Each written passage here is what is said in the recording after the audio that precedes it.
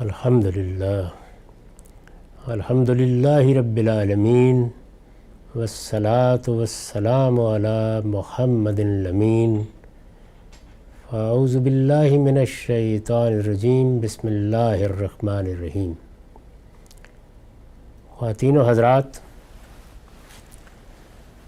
ہم میزان حصہ اول میں دوسرے باب اخلاقیات کا مطالعہ کر رہے ہیں۔ اس میں ذکر کثیر زیر بحث ہے۔ میں نے یہ عرض کیا تھا کہ انسان کے اخلاقی وجود کی تطہیر کے لیے جو جمال و کمال اللہ تعالیٰ نے اپنے پیش نظر رکھا ہے اور پھر اس سے متعلق چیزوں کی تصریحات قرآن مجید میں کی ہیں، ان کو اگر پیش نظر رکھا جائے تو یہ آخری چیز ہے کہ جس میں بندے کے شب و روز گویا اپنے پروردگار کے ساتھ متعلق ہوتے ہیں۔ اس میں یہ وضاحت کر دی گئی تھی کہ ذکر کی اساس فکر ہے، یعنی اصلاً جو چیز مطلوب ہے وہ یہ ہے کہ بندہ اللہ تعالیٰ کی آیات پر، اس کی نشانیوں پر غور کرے اور اس کو خدا یاد رہے۔ اللہ کو یاد رکھنا، ہر وقت اللہ تعالیٰ کی ذات پیش نظر رہے، اصلاً یہ چیز مطلوب ہے۔ اس کا انسان چونکہ اظہار کرتا ہے تو یہ اظہار ہے جو اذکار کی صورت اختیار کر لیتا ہے۔ یعنی میں جب کسی چیز پر فکر کرتا ہوں، کوئی چیز میرے غور اور تفحص کا موضوع بنتی ہے، میرے باطن میں اس کے اثرات ہوتے ہیں، تو انسان ہونے کی حیثیت سے یہ سب چیزیں میرے باطن تک محدود نہیں رہتیں، بلکہ یہ الفاظ کی اور اعمال کی صورت اختیار کرتی ہیں۔ یہی وجہ ہے کہ ہمارے ہاں جو سب سے بڑے ذکر کی صورت ہے وہ نماز ہے۔ اس کے بارے میں خود قرآن مجید نے یہ بتایا ہے کہ اقم الصلاۃ لذکری، نماز اس لیے قائم کرنی چاہیے، نماز کا اس لیے اہتمام کرنا چاہیے کہ اللہ یاد رہے، خدا یاد رہے۔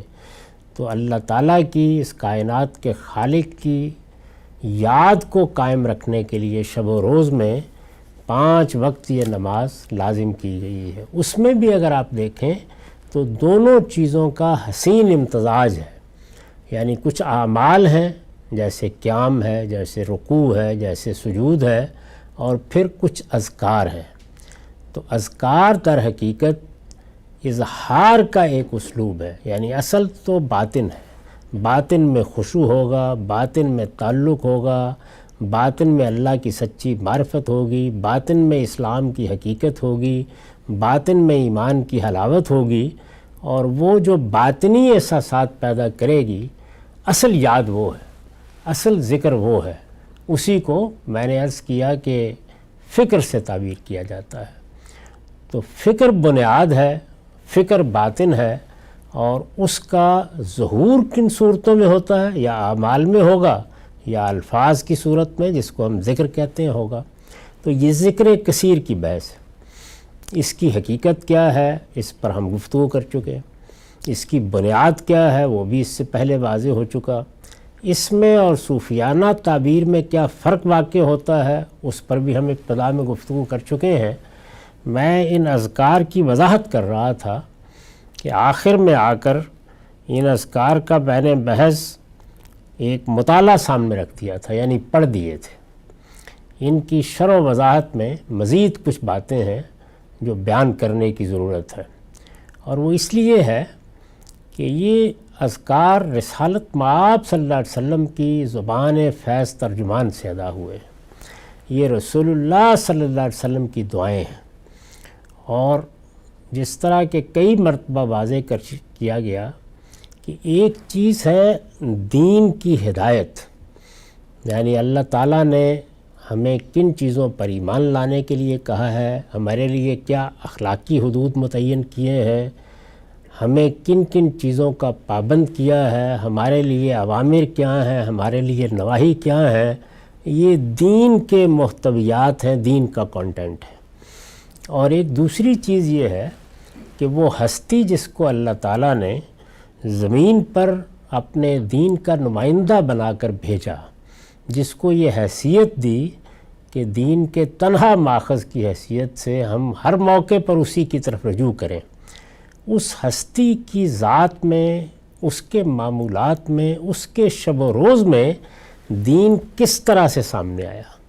تو یہ وہ چیز ہے کہ جس کو میں نے بہت اصرار کے ساتھ کہا ہے کہ سنت کے لفظ سے الگ کر کے اسوہ حسنہ سے تعبیر کرنا چاہیے۔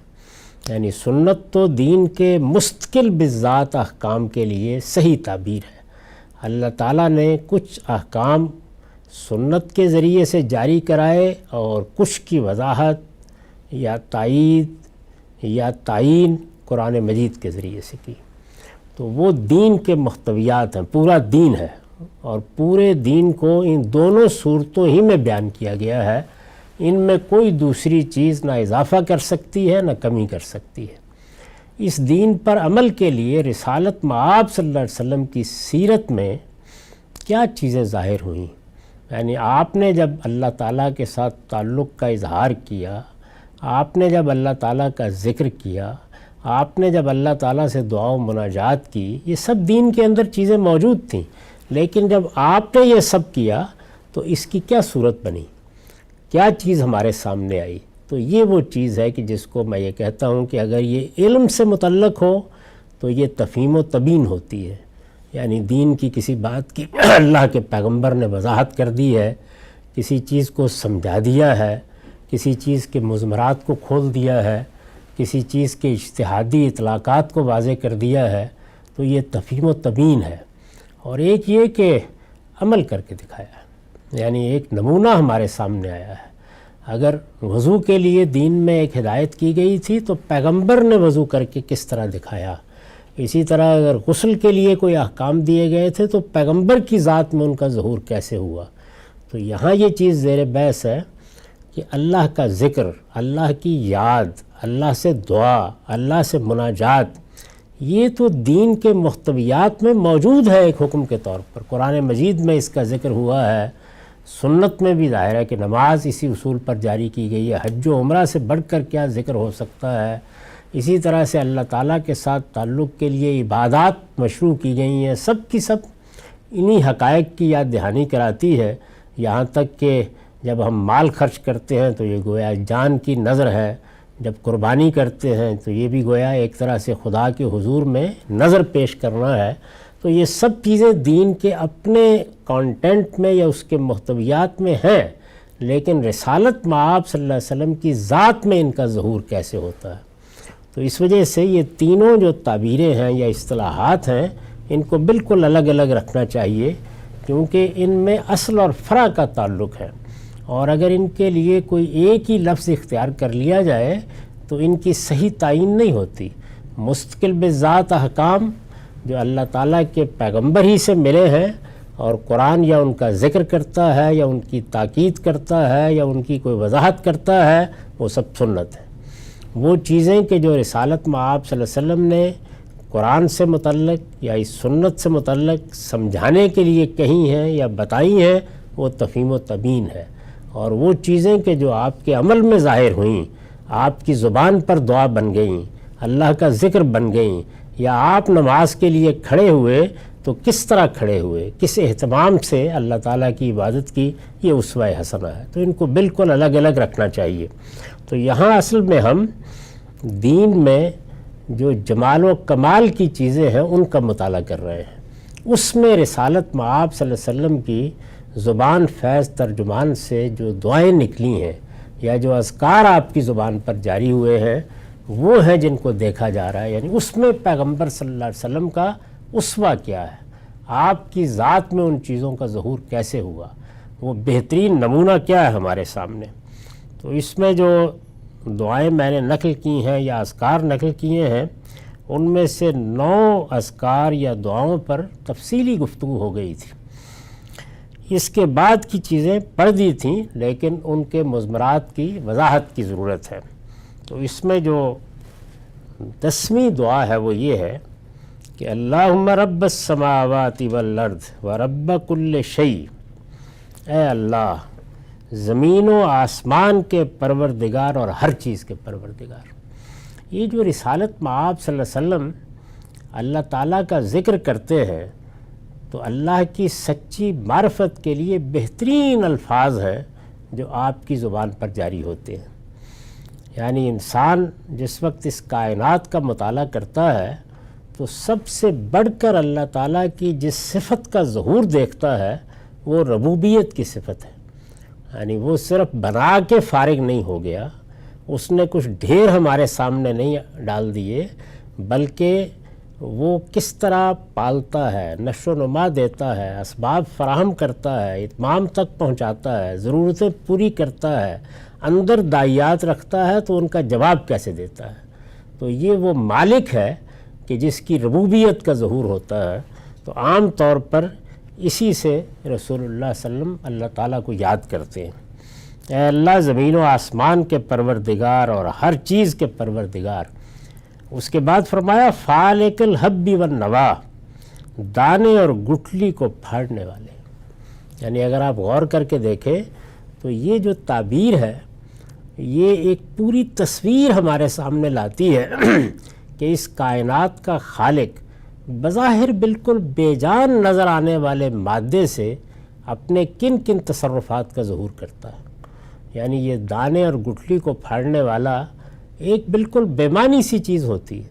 یعنی کسی بیج کو آپ اٹھا لیں، کسی گٹھلی کو اٹھا لیں، کسی دانے کو اٹھا لیں، لیکن پھر اسی کو پھاڑ کر اس کے اندر سے وہ اپنی کیا کیا شانیں دکھا دیتا ہے، اس کو کہاں تک پہنچا دیتا ہے، اس سے حسن کے کیا پہلو سامنے آتے ہیں، ہماری ذات کی ضرورتوں کو کس طرح وہ پورا کرتا ہے، اور کیسے ایک دانے کو ہزاروں دانوں میں بدل دیتا ہے۔ یہ وہ منظر ہے جو ہم دیکھتے ہیں۔ تو حضور نے اس کو 2 لفظوں میں ادا کیا ہے، فالق الحب والنوا، دانے اور گٹھلی کو پھاڑنے والے، منزل التورات والانجیل والقرآن۔ اور یہ دیکھیے کس ترتیب سے بیان کیا، یعنی جیسے قرآن مجید کی سورہ فاتحہ میں ہمیں یہ بتایا گیا ہے کہ اللہ تعالیٰ کی ربوبیت کا، رحمت کا، اس کے رحمت کے دوام کا اقرار کرتے ہوئے اور یہ مانتے ہوئے کہ وہی ایک دن روز جزا کا مالک ہوگا، پھر ہم دعا کرتے ہیں۔ تو یہاں بھی ایک بڑی خوبصورت ترتیب ہے، یعنی پہلے ربوبیت کا ذکر کیا، پھر یہ بتایا کہ یہ ربوبیت کس طرح سے ایک دانے اور گٹھلی کے پھاڑنے سے نمودار ہوتی ہے، اس کا کیسے ظہور ہوتا ہے، اس میں کس کس طرح کے تصرفات سامنے آتے ہیں، اور پھر یہ کہا کہ یہ تو وہ آیات ہیں جو تمہارے گرد و پیش میں بکھری ہیں، پھر اس کا کتنا کرم ہے کہ اس نے تمہاری ہدایت کے لیے اگرچہ تمہارے باطن میں بھی دین کی حقیقت بدیت کر دی تھی، لیکن پھر دیکھو کہ تورات اتاری، پھر انجیل اتاری، پھر قرآن اتارا۔ تو گویا دنیا کے اندر اللہ کی جو آیات ہیں، ان آیات کے بعد جو اس کی آیات الفاظ کی صورت میں نازل ہوئی ہیں ان کو بیان کیا۔ اس کو بیان کر دینے کے بعد یہ کہا کہ اعوذ بک من شر کل ذی شر انت آخذ بناصیتہ، یعنی زمین و آسمان کا پروردگار، ہر چیز کا پروردگار، دانے اور گٹھلی کو پھاڑنے والا، تورات و انجیل اور قرآن کا نازل کرنے والا، اس سے اب دعا کی جا رہی ہے کہ شر کی ان سب چیزوں کے شر سے میں تیری پناہ مانگتا ہوں جن کی پیشانی تیرے ہاتھ میں۔ یعنی اس میں تو شبہ نہیں ہے کہ جو اشیاء دنیا میں موجود ہیں، ظاہر ہے کہ وہی میرے لیے تکلیف کا، مصیبت کا باعث بنتی ہے۔ ٹھوکر کھا کے گرتا ہوں تو تب بھی اسی مادے سے ٹکراتا ہوں، کوئی مصیبت آتی ہے، کوئی آفت آتی ہے، کوئی زلزلہ آ گیا، کوئی طوفان آ گیا، کوئی بیماری آ گئی، کسی جراثیم جرثومے نے حملہ کر دیا، تو یہ جتنی چیزیں ہیں ان کے اندر سے جو شر پیدا ہوتا ہے، تو ایسا نہیں ہے کہ یہ چیزیں مستقل بذات کھڑی ہو گئی ہیں یا اس پروردگار کے ہاتھ سے نکل گئی ہیں یا اس کے مقابل میں کوئی دوسری ہستی آ گئی ہے۔ فرمایا جن کی پیشانی تیرے ہاتھ میں ہے۔ یعنی یہ ٹھیک ہے کہ تو نے مہلت دے رکھی ہے ان چیزوں کو، لیکن یہ تیرے ہی ہاتھ میں ہے، کوئی چیز تیرے ہاتھ سے نکلی ہوئی نہیں ہے۔ اس کے بعد اللہ تعالیٰ کا علم جس طرح، یعنی ظاہر ہے کہ یہ چیزیں اس کے ہاتھ میں ہیں، تو اس کے لیے سب سے بڑی چیز کیا ہونی چاہیے؟ اور وہ یہ کہ ان میں سے کسی چیز کو بھی اللہ تعالیٰ کے لیے کسی تہدید کا باعث نہ بننے دیا جائے۔ وہ ان سب سے مابرا ہے، وہ ان سب سے بلند ہے، وہ ان سب سے الگ ہے۔ یہ چیز جب تک نہیں ہوگی اس وقت تک نہ یہ موجودات اپنے آپ کو قائم رکھ سکتے ہیں اور نہ بندے ہی کو وہ اعتماد حاصل ہو سکتا ہے جو اللہ تعالیٰ کی سچی معرفت سے حاصل ہونا چاہیے۔ تو فرمایا ہے کہ یعنی یہ بات کہنے کے بعد انت الاول فلیس قبلک شیء، تو اول ہے، تجھ سے پہلے کوئی چیز نہیں۔ یعنی اب یہ زمان اور مکان کی، ٹائم اور سپیس کی محدودیتوں سے گویا خدا کو بالا کر کے بیان کیا ہے تاکہ اس کی ذات بھی اس کائنات کی محدودیتوں سے بلند سامنے آئے، اس کی سچی معرفت بھی حاصل ہو اور اس کے علم پر بھی اعتماد پیدا ہو کہ وہ ہر چیز کا احاطہ کیے ہوئے ہے۔ تو اول ہے، تجھ سے پہلے کوئی چیز نہیں۔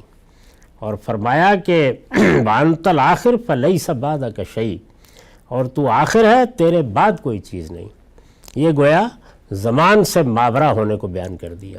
ہم سب موجودات جو کچھ بھی دیکھتے ہیں وہ سب ظاہر ہے کہ یا زمان کے ساتھ کھڑی ہیں یا مکان کے ساتھ کھڑی ہیں۔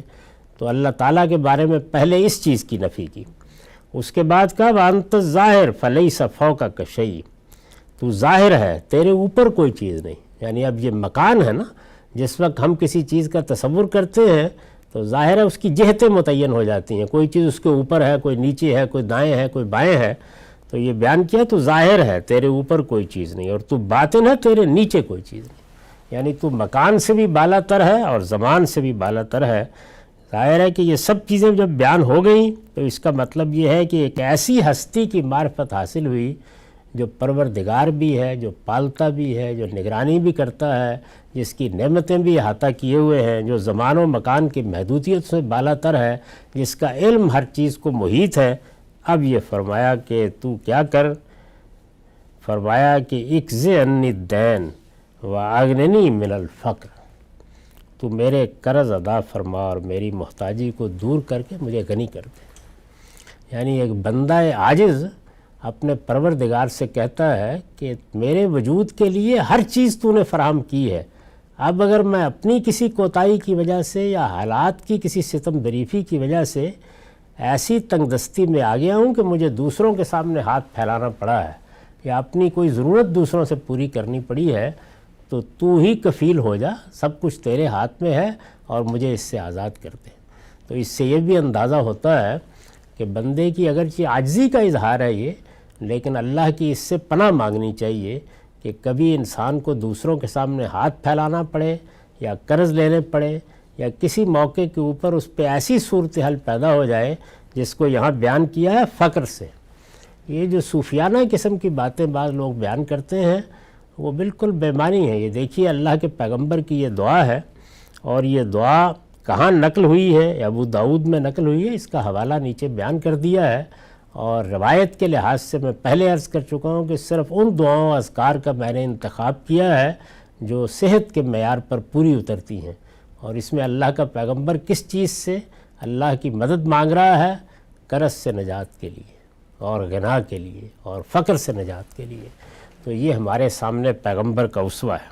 اس کے بعد ہے سبحان الذی سخر لنا ھذا وما كنا له مقرنین وَإِنَّا إِلَىٰ رَبِّنَا لَمُنْقَلِبُونَ، وہ ذات پاک ہے جس نے اس سواری کو ہمارے لیے تابع فرمان بنا دیا ہے۔ یعنی دنیا میں انسان اپنے پاؤں پر چلتا ہے، لیکن ایک بہت بڑی چیز جو اللہ تعالیٰ نے پہلے دن سے انسان کو فراہم کی وہ سواریاں ہیں۔ انسان کی اگر آپ پوری تہذیب کا مطالعہ کریں تو کیا چیز ہے؟ یعنی ہمیں حواس دیے گئے ہیں، قوتیں دی گئی ہیں، صلاحیتیں دی گئی ہیں۔ یہ قوتیں، صلاحیتیں، حواس یہ جانوروں کو بھی ملے ہیں، لیکن جو چیز بڑی زائد ہے وہ یہ ہے کہ ہمیں یہ صلاحیت دی گئی ہے کہ ہم ان صلاحیتوں اور قوتوں کو اللہ تعالیٰ کی دی ہوئی عقل کے ذریعے سے بہت بڑھا لیتے ہیں۔ چنانچہ اس کا سب سے پہلا ظہور کیسے ہوا کہ کچھ جانوروں کو لوگوں نے سدھا لیا اور ان کو سواری کے قابل بنا لیا۔ یہ جتنے جانور اس وقت سواری کے لیے ہیں یا کھانے کے لیے ہیں، یہ سب کے سب پہلے مرحلے میں جنگلی جانور تھے، یعنی ایسا نہیں ہے کہ یہ سب ہمارے لیے تھان پر باندھ کر پیش کر دیے گئے تھے۔ انسان نے اپنے علم اور اپنی عقل سے ان کو اس قابل بنایا پہلے، اور پھر اسی کا ظہور اب ہم حیرت انگیز ایجادات میں دیکھ رہے ہیں، پے در پے وہ سامنے آتی چلی گئی۔ یہ سب بھی اللہ کی نشانیاں ہیں۔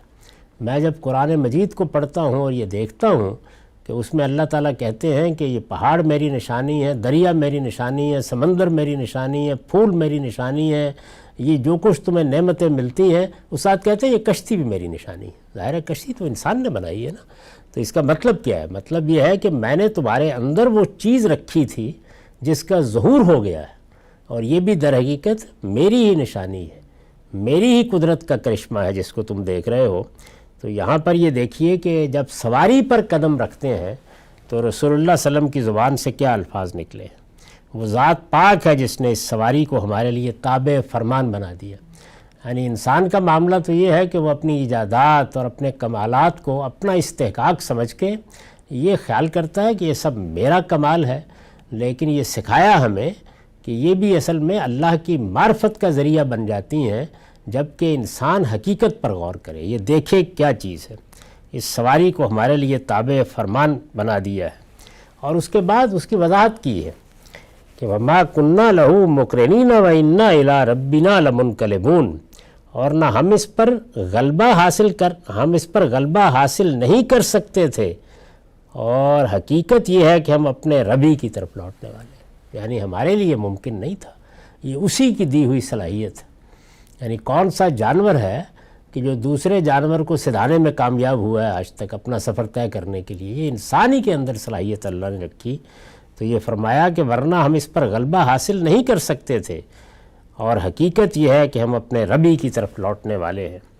اللہم انا نسألک فی سفرنا ھذا البر والتقوی ومن العمل ما ترضی، اے اللہ ہم اپنے اس سفر میں تجھ سے نیکی اور تقوی کی توفیق مانگتے ہیں۔ سب سے بڑھ کر آدمی کے انحرافات میں مبتلا ہونے کا امکان سفر میں ہوتا ہے۔ یعنی حضر میں 10 چیزیں اس کے گرد و پیش کا احاطہ کی ہوتی ہیں، جب وہ نکلتا ہے تو اس میں انسان کے احوال میں بڑی تبدیلیاں آ جاتی ہیں۔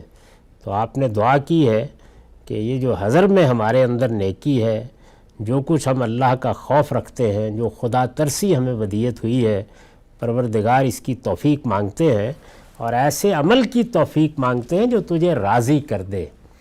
یعنی جہاں کہیں بھی کوئی اقدام کریں وہ ایسا ہونا چاہیے کہ وہ ہمارے پورے وجود کو تیری رضا کے ساتھ متعلق رکھے۔ اس کے بعد ہے کہ اللہم حون علینا سفرنا ھذا واتبع عنا بعدا، اے اللہ تو ہمارے اس سفر کو ہم پر سہل کر دے اور اس کی درازی سمیٹ دے۔ یعنی یہ حقیقت ہے کہ ایک تو وہ فاصلے ہیں جس کو ہم ماپ لیتے ہیں، ایک وہ سہولتیں جن کا ہم تصور کر لیتے ہیں، لیکن اعلیٰ درجے کی سہولتیں بھی بعض اوقات سہل نہیں ہوتی، اور اسی طریقے سے ہم جو کچھ بھی اپنی طرف سے ناپ تول کر ارادہ کریں، بعض اوقات ایک گھڑی مہینوں کا تاثر پیدا کر دیتی ہے۔ وہ جس کو کہا ہے نا لوگوں نے کہ آدمی کے لیے اصل میں اس کی ذہنی کیفیات ہیں جو کسی چیز کے بود کو اور کسی چیز کے قرب کو اس تک پہنچاتی ہیں۔ یعنی ایسا بھی ہوتا ہے کہ آپ کی طبیعت میں نشاط ہے تو دنوں کا سفر بھی سہل محسوس ہوتا ہے، اور ایسا بھی ہے کہ 1 گھنٹے کا سفر بڑی مشقت کا باعث بن جاتا ہے۔ تو اس کو بھی حضور نے بیان کیا اپنی دعا میں، اے اللہ تو ہمارے اس سفر کو ہم پر سہل کر دے اور اس کی درازی سمیٹ دے۔ اور اس کے بعد دیکھیے اللہم انت الصاحب فی السفر والخلیفۃ فی الاہل، اے اللہ تو سفر میں ساتھی ہے اور پیچھے اہل و عیال میں رکھوالا ہے۔ یہ لفظ خلیفہ کا استعمال بھی دیکھیے اللہ تعالیٰ کے لیے ہوا ہے، یعنی پیچھے تو ہی رکھوالا ہے، میں تو گھر سے نکل آیا ہوں، اب میرے اہل و عیال ہوں گے، میرا مال ہوگا، میرے معاملات ہوں گے، میں نے ہاتھ اٹھایا ہے اور میں نے اپنی منزل کوئی طے کی ہے، تو پیچھے ان سب کی نگہبانی کرنے والا ہے۔ اور صرف پیچھے ہی نہیں ہے، یہ تو نہیں کہ تو کسی چیز میں بند ہے، تو پیچھے بھی ہے اور تو میرے ساتھ بھی ہے۔ اے اللہ تو سفر میں ساتھی ہے اور پیچھے اہل و عیال میں رکھوالا ہے۔ اللہم انی اعوذ بک من وعثاء السفر وکآبۃ المنظر وسوء المنقلب فی المال والاہل۔ اے اللہ میں اس سفر کی مشقت سے تیری پناہ مانگتا ہوں۔ یعنی یہاں بھی دیکھیے وہی چیز ہے، پہلے کہا سہل کر دے، میرے لیے آسان بنا دے، درازی سمیٹ دے، اور اب گویا دوسرے پہلو سے دعا کی کہ اس سفر کی مشقت سے تیری پناہ مانگتا ہوں، اور اس سے بھی کہ کوئی برا منظر میرے سامنے آئے، یعنی سفر خوشگوار رہے۔ یہ ایک عاجز بندہ جو خدا کی سچی معرفت رکھتا ہے، یہ اس کے احساسات، اس کی دعائیں اور اس کی تمنائیں ہیں، اور اس سے بھی کہ اپنے اہل و عیال اور اموال میں لوٹوں تو کوئی خرابی میری منتظر ہو، یعنی اس سے بھی پناہ مانگتا ہوں اور اس سے بھی پناہ مانگتا ہوں۔ سفر کے دوران میں بھی خوشگوار رہے، اور جب میں اس سے فارغ ہو کر اپنے اہل و عیال میں جاؤں تو وہاں بھی کوئی بری خبر میرا انتظار نہ کر رہی ہو۔ نبی صلی اللہ علیہ وسلم اپنے سفر کی دعا ابتدا بالعموم اسی دعا سے کرتے تھے، یعنی جب بھی کبھی سفر درپیش ہوتا تو یہ دعا ہے، اسی کا کچھ حصہ ہے جو ہمارے ہاں لوگ یاد کر لیتے ہیں، اور یہ بھی ضروری نہیں کہ آدمی کو پورے الفاظ ہی یاد ہوں، اس کا مدعا سامنے رکھنا چاہیے اور اپنی زبان میں بے شک ادا کرے۔ اس کے بعد اللہم رحمتک ارجو فلا تکلنی الی نفسی طرفۃ عین واصلح لی شانی کلہ لا الہ الا انت۔ اے اللہ میں تیری رحمت کا امیدوار ہوں۔ ہر بندہ جو اپنی بندگی کا احساس رکھتا ہے وہ کبھی یہ خیال نہیں کر سکتا کہ میرا وجود اس کی رحمت کا مرہون منت، میرا اٹھنا بیٹھنا اس کی رحمت کا مرہون منت، اپنی کاوش، اپنی ہمت، اپنی طاقت، اس کو ایک بندہ مومن اللہ کا عطیہ سمجھتا ہے، اور اس لیے ہر موقع پر یہی دعا کرتا ہے کہ پروردگار تیری رحمت میرے شامل حال رہنی چاہیے، اٹھنے میں بیٹھنے میں تیری رحمت کا امیدوار ہوں۔ اس کے بعد دیکھیے کیا خوبصورت الفاظ ہیں، فلا تکلنی الی نفسی طرفۃ عین واصلح لی شانی کلہ۔ تو لمحے بھر کے لیے بھی مجھ کو میرے نفس کے حوالے نہ کر، یعنی میرا نفس میری خواہشات کا اسیر ہے، میری محدودیتوں کا اسیر ہے، میں اپنے جذبات کے بندھن میں بندھ جاتا ہوں۔ تو میرے اوپر رحمت فرما، اور کبھی ایسا نہ ہو کہ میں خود اپنے نفس کا اسیر ہو کر اپنے لیے گڑھا کھود دوں، ایک لمحے کے لیے بھی حوالے نہ کر، اور میرے تمام معاملات درست فرما دے۔ پروردگار تیرے سوا کوئی الہ نہیں ہے۔ یعنی اندازہ کیجئے کہ توحید پر کیسا اعتماد ہے، اللہ سے کیسا تعلق ہے۔ بدقسمتی ہے اس امت کی کہ جس کے پیغمبر نے اس کو دعا کرنے کے یہ طریقے سکھائے، اور وہ معلوم نہیں کن بحثوں میں الجھی ہوتی ہے کہ کس کا واسطہ دینا ہے اور کس کا وسیلہ تلاش کرنا ہے۔ یعنی اصل وسیلہ کیا ہے، اصل واسطہ کیا ہے؟ اللہ کی توحید کا اقرار، اللہ تعالیٰ کی صفات کا استحضار، اور آپ حضور کی دعاؤں میں دیکھیے یہی چیز سامنے آتی ہے۔ اللہم انی اعوذ بک من الہم والحزن والعجز والکسل والجبن والبخل وذل الدین وغلبۃ الرجال۔ اس کے بعد کی دعا یہ ہے، اے اللہ میں تیری پناہ مانگتا ہوں۔ اب دیکھیے کن چیزوں سے پناہ مانگتی ہے، فکر سے، یعنی کہنے کو تو یہ لاحق ہوتا ہے، لیکن اگر آپ دیکھیں تو اگر یہ آپ کے دل و دماغ میں اتر جائے تو انسان کی پوری شخصیت کو بے مصرف کر کے رکھ دیتا ہے۔ اے اللہ میں تیری پناہ مانگتا ہوں فکر سے، غم سے، عاجزی سے، سستی سے، بزدلی اور بخل سے، اور قرض کے بوجھ سے اور لوگوں کے غلبے سے۔ یعنی یہ وہ چیزیں ہیں کہ جو انسان کی شخصیت پر بہت برا اثر ڈالتی۔ ایسی چیزوں کے بارے میں جری ہونا یہ خود استکبار کی علامت ہے۔ تو یہ فرمایا کہ ان سب چیزوں سے اللہ کی پناہ مانگو۔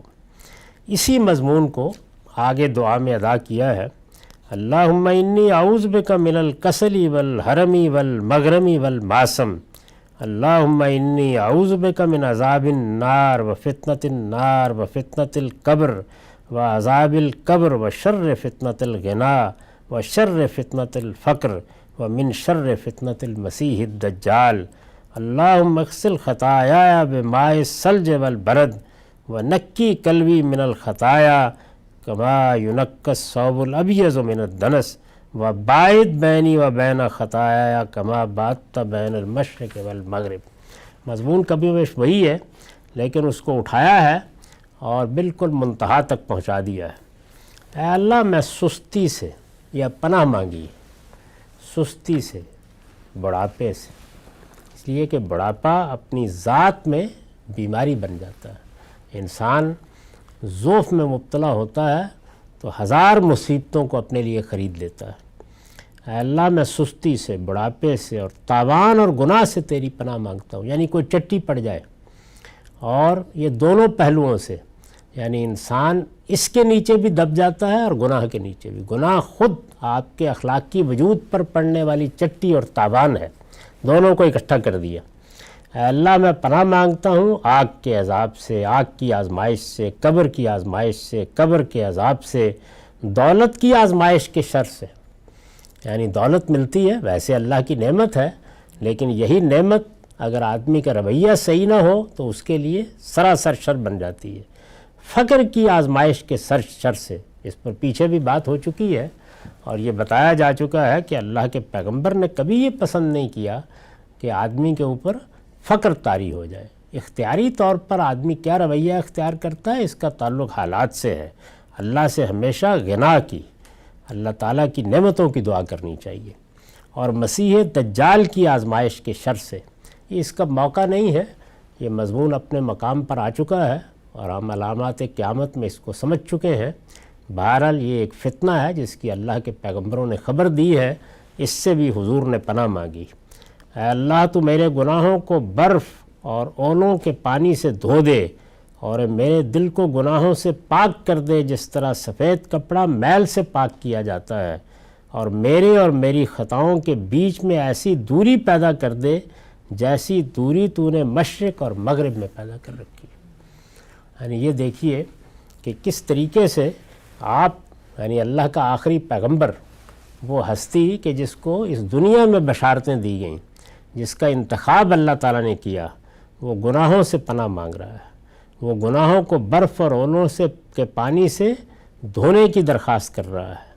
اور پھر اس میں جو دلچسپ چیز ہے وہ یہ ہے کہ میرے دل کو گناہوں سے پاک کر دے۔ یعنی ایک چیز تو یہ ہے کہ گناہ عمل کی صورت میں صادر ہوتے ہیں، لیکن وہ سب سے پہلے اپنا نشیمن انسان کے دل میں بناتے ہیں، اس سے آپ نے پناہ مانگی۔ اور پھر اس کے بعد یہ کہا کہ میں ایسی زندگی جیوں کہ میرے اور گناہوں کے درمیان ایسی دوری پیدا ہو جائے جیسے مشرق و مغرب کی دوری ہے، یعنی میں ایک پاک صاف زندگی بسر کروں۔ اس کی دعا کی آپ نے۔ اللہم انی اعوذ بک من علم لا ینفع ومن قلب لا یخشع ومن نفس لا تشبع ومن دعوت لا یستجاب لہا۔ اس کے بعد یہ دعا ہے، اے اللہ میں تیری پناہ مانگتا ہوں ایسے علم سے جو نفع نہ دے۔ یعنی انسان کتنا زیادہ اس بات کا خواہش مند ہوتا ہے کہ وہ سیکھے، جانے، اس کے علم میں اضافہ ہو، لیکن فرمایا کہ علم میں اضافے کی دعا بھی اس طرح مانگنی چاہیے کہ وہ تمہارے لیے نافع ہو، تمہارے لیے، تمہارے وجود کے لیے، تمہارے گرد و پیش کے لیے، تمہاری شخصیت کے لیے، تمہاری تطہیر کے لیے، تمہارے معاشرے کی بہبود کے لیے نافع ہو، اور ایسے دل سے جس میں خشوع نہ ہو۔ دل دھڑکتا تو ہے، لیکن یہ کہ اگر اس میں اللہ تعالیٰ کی خشیت نہیں ہے، اللہ تعالیٰ کے سامنے جھکاؤ نہیں ہے، تو یہی دل ہے کہ جو انسان کو استکبار کی طرف لے جاتا ہے۔ اور یہ معلوم ہے کہ استکبار کیسی بڑی برائی ہے اور اس کے نتائج کتنے سنگین ہیں۔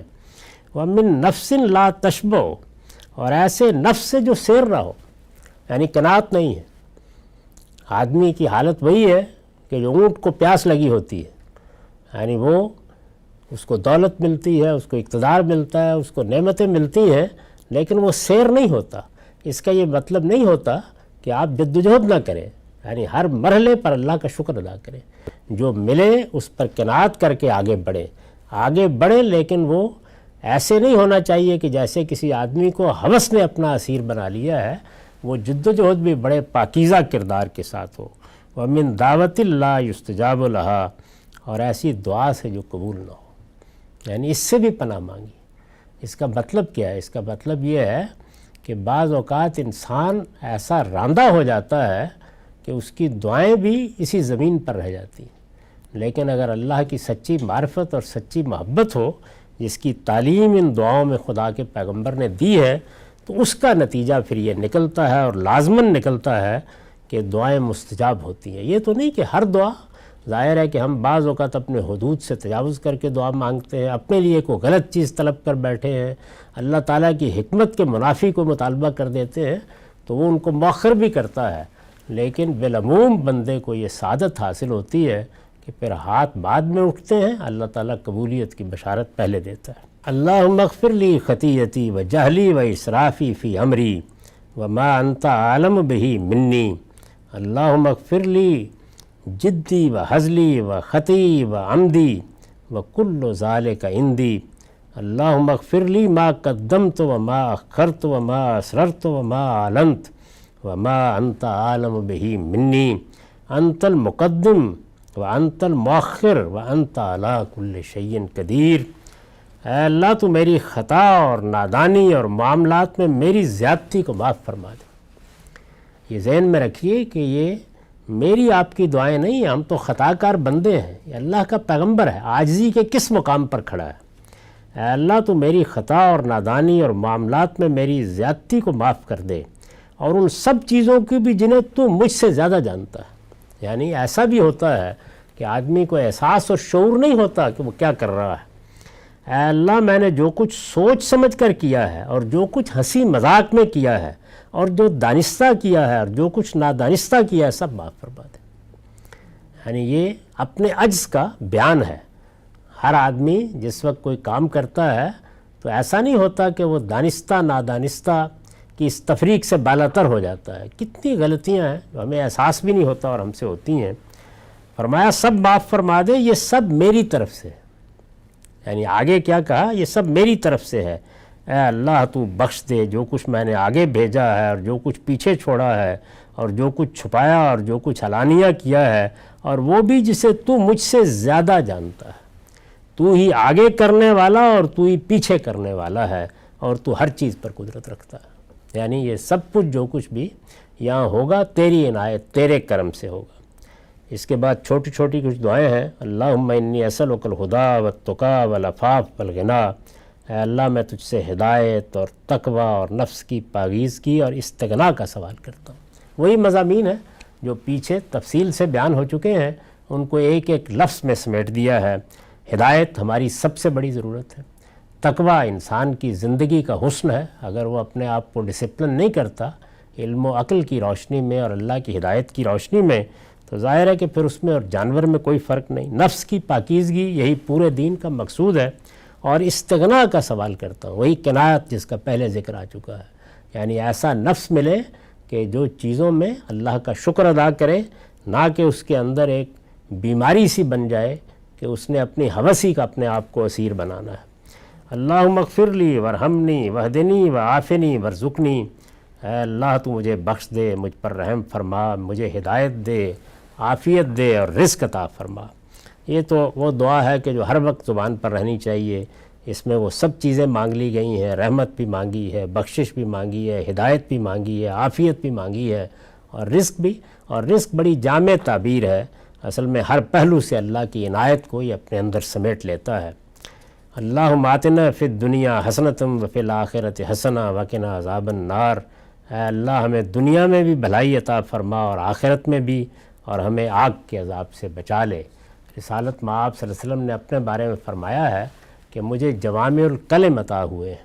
یہ دعا بھی انہی میں سے، یعنی جتنی باتیں ہم نے پیچھے بیان کی ہیں ان کو نہایت اجمال کے ساتھ ان چند لفظوں میں سمیٹ دیا ہے۔ اور اب یہ آخری دعا ہے، اس میں کوئی نیا مضمون نہیں ہے، اس کا ترجمہ صرف سن لیجئے، اس لیے کہ میں عبارت اس سے پہلے پڑھ چکا ہوں، اور پھر دیکھیے کہ خاتمہ کس چیز پر ہوا ہے۔ اے اللہ تو اپنے علم غیب مخلوق پر اپنی قدرت کے وسیلے سے مجھے اس وقت تک زندگی دے جب تک تو جینے کو میرے لیے بہتر جانے، اور اس وقت دنیا سے لے جا جب تو لے جانے کو بہتر جانے۔ اے اللہ اور میں کھلے اور چھپے میں تیری خشیت مانگتا ہوں، اور خوشی اور رنج میں سچی بات کی توفیق چاہتا ہوں، اور فقر و غنا میں میانہ روی کی درخواست کرتا ہوں، اور ایسی نعمت چاہتا ہوں جو تمام نہ ہو. یعنی یہ نہیں کہ ملی اور جس طرح سے بارش برستی ہے بس برسی اور پھر اس کے بعد ویرانی ویرانی ہے. ایسی نعمت چاہتا ہوں جو تمام نہ ہو اور آنکھوں کی ایسی ٹھنڈک جو کبھی ختم نہ ہو. اور ظاہر ہے کہ یہ دنیا کے لیے بھی ہے، آخرت کے لیے بھی. اور تیرے فیصلوں پر راضی رہنے کا حوصلہ مانگتا ہوں اور موت کے بعد زندگی کی راحت مانگتا ہوں، موت کے بعد، اور تجھ سے ملاقات کا شوق اور تیرے دیدار کی لذت مانگتا ہوں.